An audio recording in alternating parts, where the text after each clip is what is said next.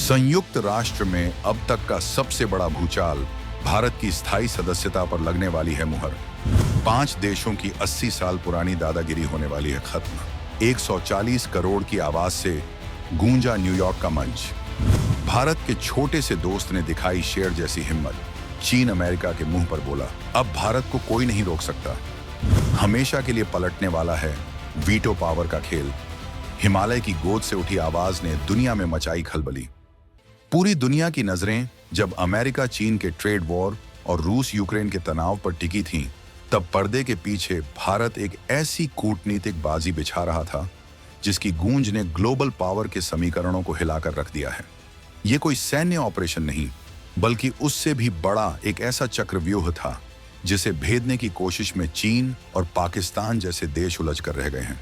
सालों से दुनिया के 5 स्वघोषित ठेकेदार देश यानी अमेरिका, रूस, चीन, फ्रांस और ब्रिटेन अपनी वीटो पावर की ताकत से पूरी दुनिया को अपने इशारों पर नचाते आए हैं। लेकिन अब इस खेल का सबसे बड़ा खिलाड़ी मैदान में उतर चुका है।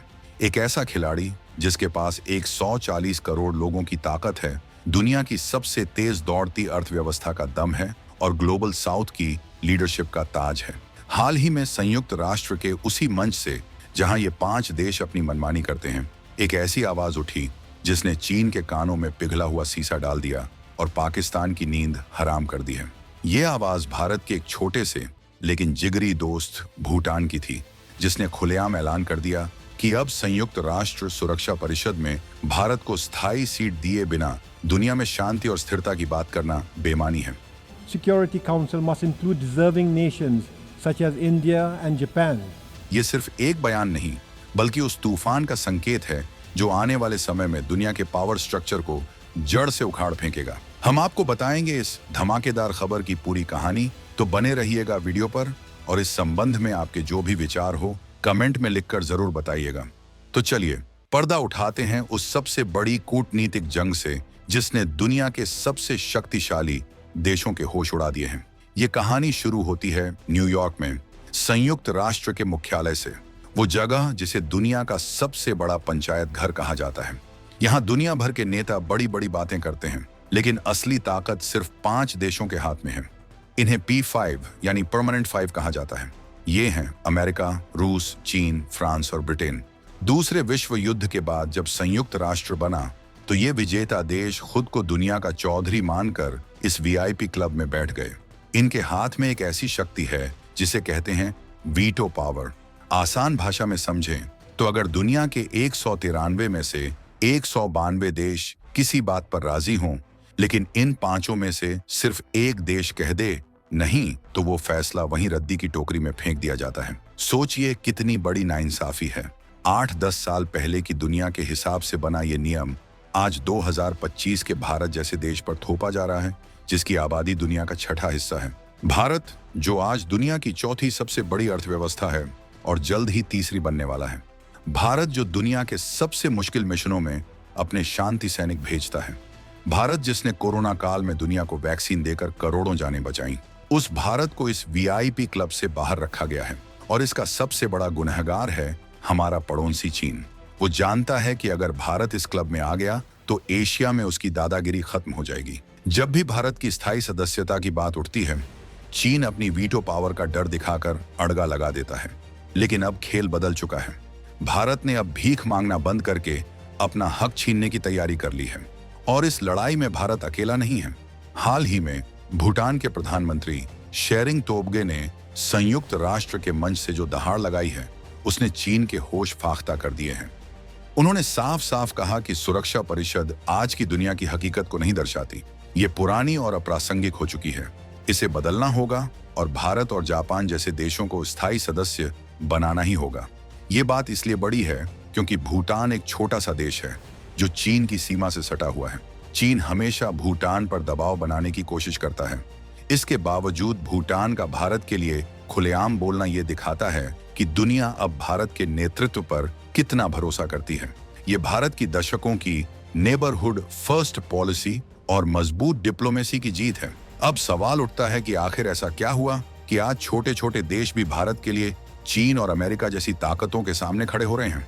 इसके पीछे है नए भारत की वो आक्रामक और आत्मविश्वास से भरी विदेश नीति जिसने दुनिया को दिखा दिया है कि भारत अब किसी का पिछलग्गू नहीं बल्कि एक ग्लोबल लीडर है।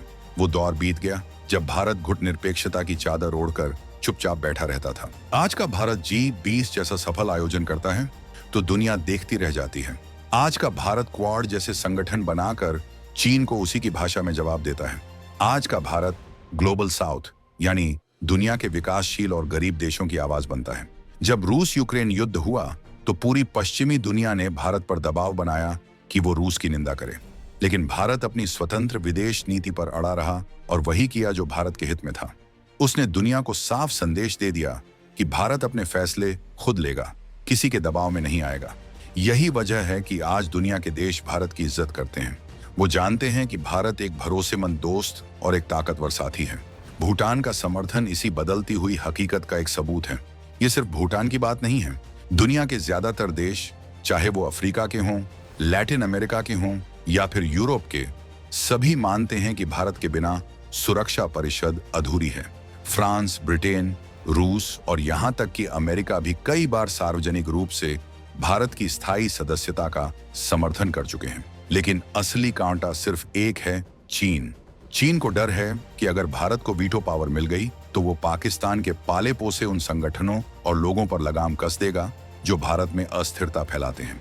चीन का CPEC जैसा प्रोजेक्ट जो पाकिस्तान के कब्जे वाले कश्मीर से होकर गुजरता है, उस पर भी भारत अंतर्राष्ट्रीय स्तर पर चीन को घेर सकता है। संक्षेप में कहें तो भारत का UNSC में आना एशिया में चीन के एक छत्र राज्य का अंत होगा। इसीलिए चीन अपनी पूरी ताकत लगाकर भारत को रोकने की कोशिश कर रहा है, लेकिन वो भूल रहा है कि ये 1962 का नहीं 2025 का भारत है जो अब हर चक्रव्यूह को तोड़ना जानता है। चलिए अब समझते हैं कि अगर भारत को ये स्थायी सीट और वीटो पावर मिल जाती है तो इससे क्या भूचाल आएगा। इसका असर इतना बड़ा होगा कि आप कल्पना भी नहीं कर सकते। सबसे पहले ये 140 करोड़ हिंदुस्तानियों के स्वाभिमान की जीत होगी। हमें दुनिया के फैसले लेने वाली सबसे बड़ी टेबल पर बराबरी का हक मिलेगा। अभी तक जो 5 देश मिलकर दुनिया की किस्मत का फैसला करते थे, उसमें एक भारतीय आवाज भी शामिल होगी जो न सिर्फ भारत बल्कि दुनिया के तमाम विकासशील देशों के हितों की रक्षा करेगी। इसका सीधा असर पाकिस्तान पर पड़ेगा। पाकिस्तान जो हर अंतर्राष्ट्रीय मंच पर कश्मीर का रोना रोता है और भारत के खिलाफ झूठा प्रचार करता है, उसकी बोलती बंद हो जाएगी। अगर पाकिस्तान समर्थित कोई भी संगठन भारत के खिलाफ कोई हरकत करता है तो भारत वीटो पावर का इस्तेमाल करके उस पर अंतर्राष्ट्रीय प्रतिबंध लगवा सकता है। ये पाकिस्तान के लिए एक बुरे सपने जैसा होगा। दूसरा सबसे बड़ा फायदा होगा कूटनीतिक ताकत में इजाफा। आज अगर चीन या कोई और देश भारत के खिलाफ कोई प्रस्ताव लाना चाहे तो उसे 100 बार सोचना पड़ेगा। भारत अपनी वीटो पावर से उसे वहीं रोक देगा। इससे भारत की बार्गेनिंग पावर कई गुना बढ़ जाएगी। दुनिया के देश भारत से संबंध बनाने के लिए और ज्यादा उत्सुक होंगे। तीसरा असर पड़ेगा वैश्विक मुद्दों पर। क्लाइमेट चेंज, आतंकवाद, साइबर सुरक्षा, समुद्री सुरक्षा जैसे मुद्दों पर भारत का दृष्टिकोण दुनिया के लिए महत्वपूर्ण हो जाएगा। भारत अपनी सभ्यतागत समझ और वसुधैव कुटुंबकम, पूरी दुनिया एक परिवार है, के सिद्धांत के साथ दुनिया का मार्गदर्शन कर सकता है। लेकिन यह रास्ता इतना आसान नहीं है। UNSC में सुधार के लिए संयुक्त राष्ट्र के चार्टर में बदलाव करना होगा। इसके लिए जनरल असेंबली में 2/3 बहुमत की जरूरत होगी और साथ ही सभी 5 स्थायी सदस्यों की सहमति भी जरूरी है। चीन यहीं पर अपनी चाल चलता है, लेकिन भारत अब G4, Bharat, Japan, Germany, Brazil जैसे ग्रुप बनाकर और दुनिया के छोटे बड़े देशों को अपने साथ जोड़कर चीन पर चौतरफा दबाव बना रहा है। भूटान का ताजा बयान इसी दबाव की रणनीति का एक हिस्सा है। भारत दुनिया को यह दिखा रहा है कि बहुमत हमारे साथ है और चीन अकेला पड़ रहा है। तो दोस्तों, भूटान जैसे दोस्तों का साथ मिलना इस बात का संकेत है कि भारत की आवाज अब और दबाई नहीं जा सकती। वो दिन दूर नहीं जब संयुक्त राष्ट्र सुरक्षा परिषद की उस हाई टेबल पर तिरंगा भी शान से लहराएगा और भारत दुनिया की नई तकदीर लिखने में अपनी भूमिका निभाएगा। आपको क्या लगता है? क्या चीन भारत को रोकने के लिए कोई नया पैंतरा चलेगा? क्या अमेरिका और रूस वाकई दिल से चाहते हैं कि भारत स्थायी सदस्य बने? आपकी राय इस महाबहस में बहुत मायने रखती है। नीचे कमेंट्स में जरूर बताइएगा।